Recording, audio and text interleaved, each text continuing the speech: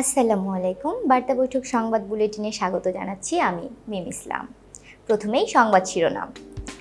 4.5 বছরে 479 দিন হাসপাতালে খালেদা জিয়া। গাজীপুরে 8 পোশাক কারখানা বন্ধ, 30টিতে ছুটি ঘোষণা। রাষ্ট্র সংস্কার করে দ্রুততম সময়ে নির্বাচনের দাবি জামায়াতের নায়েবে আমিরের। বাংলাদেশের বিপক্ষে ডাবল সেঞ্চুরি করবেন বিরাট কোহলি। ভাঙা হাত নিয়ে আন্দোলনে মিঠুন চক্রবর্তী, নামলেন রাস্তায়। এতক্ষণ শুনছিলেন শিরোনাম, এবার বিস্তারিত। 4.5 বছরে 479 দিন হাসপাতালে খালেদা জিয়া। গত 4.5 বছরে বিএনপি চেয়ারপারসন খালেদা জিয়া 479 দিন হাসপাতালে ভর্তি ছিলেন। খালেদার চিকিৎসায় গঠিত মেডিকেল বোর্ডের চিকিৎসক ও দলটির স্থায়ী কমিটির সদস্য ডক্টর এজেড.এম. জাহিদ হোসেন একথা জানিয়েছেন।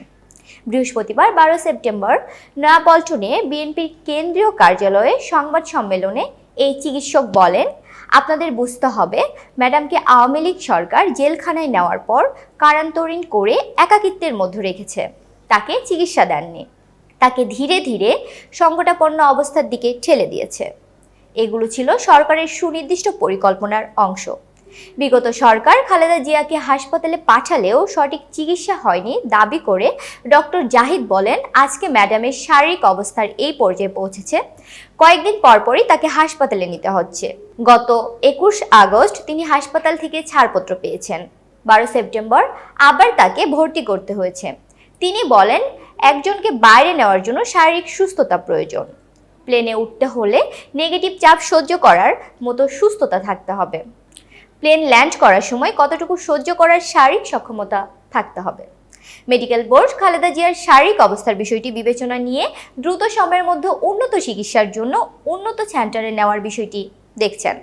ডক্টর জাহিদ বলেন, খালেদা জিয়ার এমন কিছু রোগ সৃষ্টি হয়েছে যেগুলো বাইরে উন্নত সেন্টারে ছাড়া সম্ভব নয়। গাজীপুরে 8 পোশাক কারখানা বন্ধ, 30টিতে ছুটি ঘোষণা।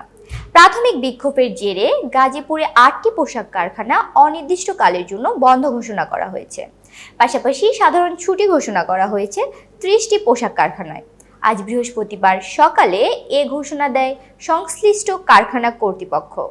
শ্রম আইন 2006-এর 13(1) ধারাতে বলা হয়েছে, কোনো প্রতিষ্ঠানের কোনো শাখা বা বিভাগে বেআইনি ধর্মঘটের কারণে মালিক উক্ত শাখা বা প্রতিষ্ঠান আংশিক বা সম্পূর্ণ বন্ধ করে দিতে পারবে। এমন বন্ধের ক্ষেত্রে ধর্মঘটে অংশগ্রহণকারী শ্রমিকেরা কোনো মজুরি পাবেন না। গাজীপুর শিল্প পুলিশ ও কারখানা মালিক সূত্রে জানা যায়, বিভিন্ন দাবিতে গত কয়েকদিন গাজীপুরের বিভিন্ন এলাকায় বিক্ষোভ করেছেন শ্রমিকেরা। বিক্ষোভের জেরে অনেক সময় কারখানায় ভাঙচুর, কারখানার কর্মকর্তাদের মারধর সহ বিভিন্ন বিশৃঙ্খলায় জড়িয়ে পড়েছেন। আর এই সুযোগে কিছু বহিরাগত কারখানায় লুটপাট বা অগ্নিসংযোগের মতো ঘটনা ঘটাচ্ছেন। এতে কারখানা কর্তৃপক্ষকে ব্যাপক ক্ষয়ক্ষতির মুখোমুখি হতে হচ্ছে।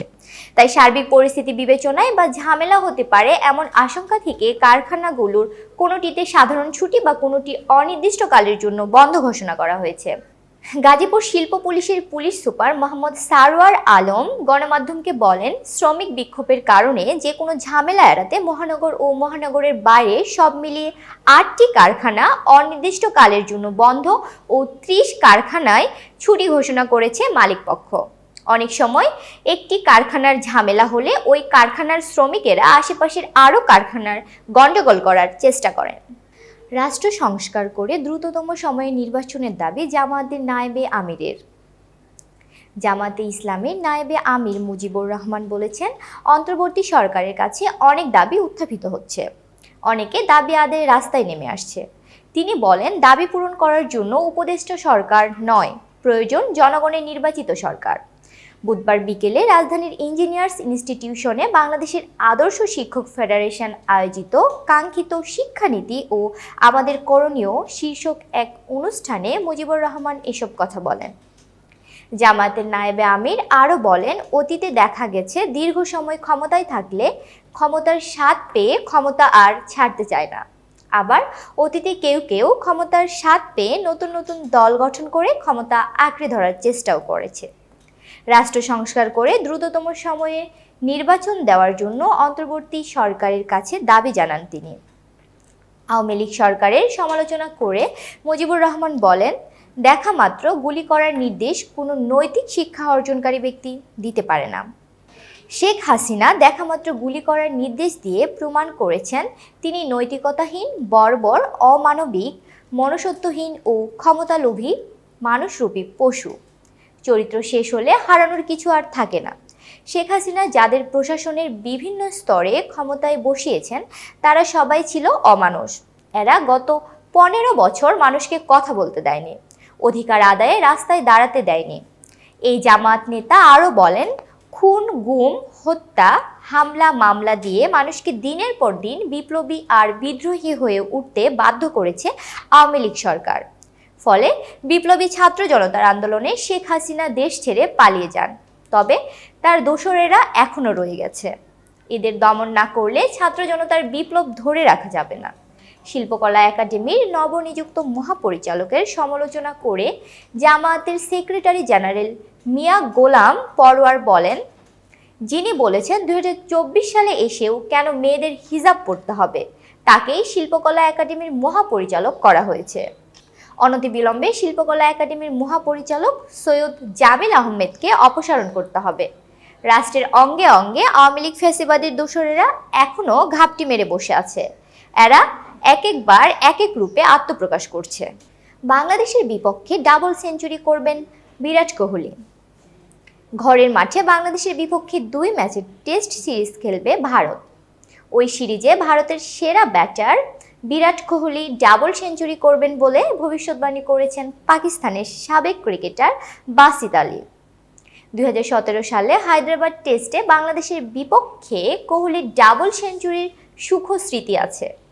ওই টেস্টের প্রথম ইনিংসে 204 রান করেছিলেন কোহলি।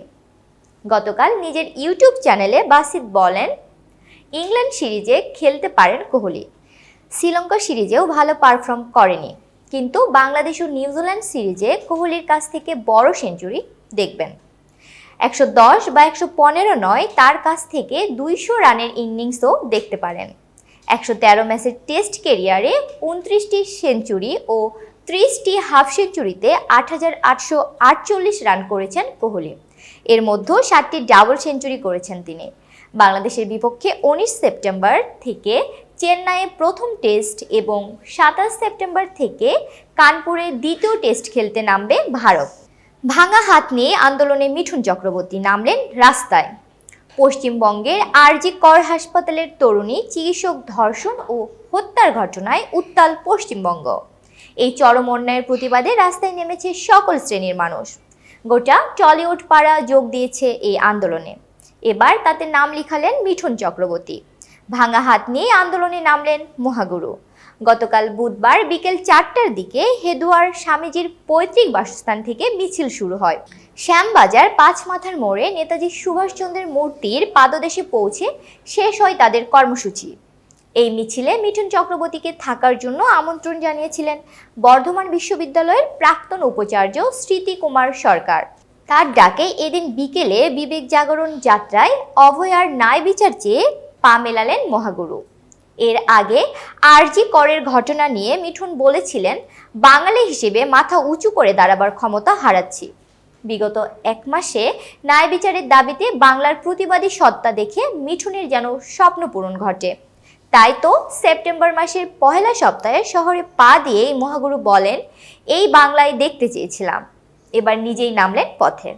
এতক্ষণ বার্তা বৈঠকের সাথে থাকার জন্য ধন্যবাদ। নতুন নতুন তথ্য ও সংবাদ পেতে বার্তা বৈঠকের ইউটিউব চ্যানেল ও ফেসবুক পেজের সাথেই থাকুন।